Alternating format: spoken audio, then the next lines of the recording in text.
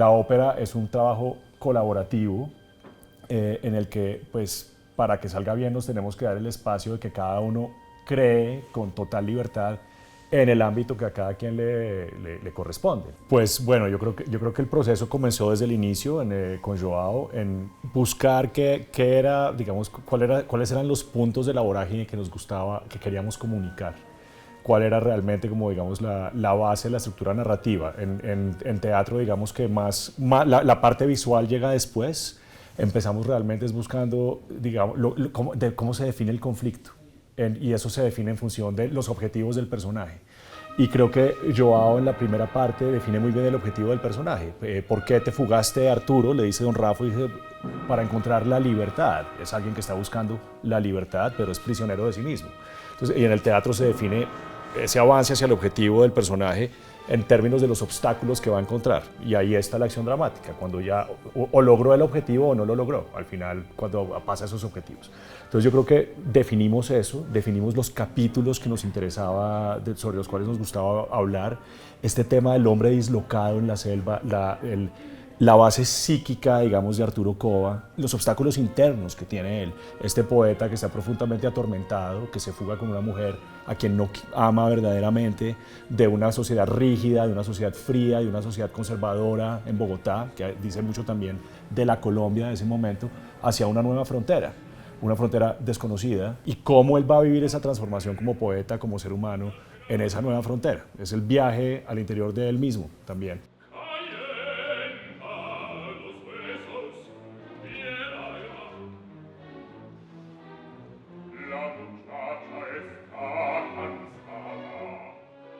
Hay que haber una relación muy especial con el archivo, con la fuente literaria. Entonces leer, interpretarla y ver cuáles son las posibilidades, crear ya una idea de personajes, pero el resto depende mucho del archivo inicial. Y el caso de, por ejemplo, de La Vorágine, la adaptación del libro, que es tan denso, con tantas narrativas paralelas, eso me tomó mucho tiempo y un trabajo muy, yo diría, difícil para tener una línea narrativa, una línea dramática que pudiera expresar la idea de José Eustáquio Rivera del inicio al fin. Entonces son situaciones diferentes, pero siempre a partir de un approach muy grande con el texto. Entonces yo creo que, y después las imágenes empiezan a venir realmente en dialéctica con el escenógrafo, ¿no? Entonces Joao escribe el libreto, tenemos un diálogo, pero pues yo respeto el libreto de Joao, ¿no?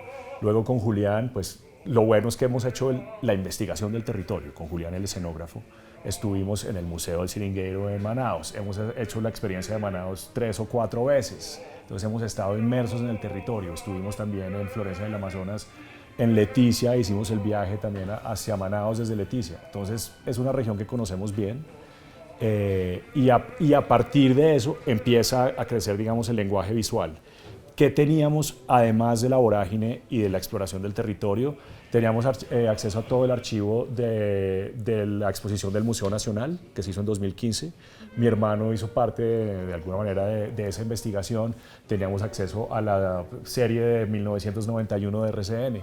Teníamos acceso a fotos históricas de la época, a archivos, y todo eso alimentó, digamos, el imaginario de todos. Todos teníamos acceso a ese drive donde había un sinnúmero de imágenes, de escritos, de documentos que nos lanzaban. Por ejemplo, estamos en el Casanare, ¿no? La parte del Casanare, que es este llano abierto en el que siempre está el horizonte presente, en el que siempre está el sol, en el que siempre está la luz, ¿no?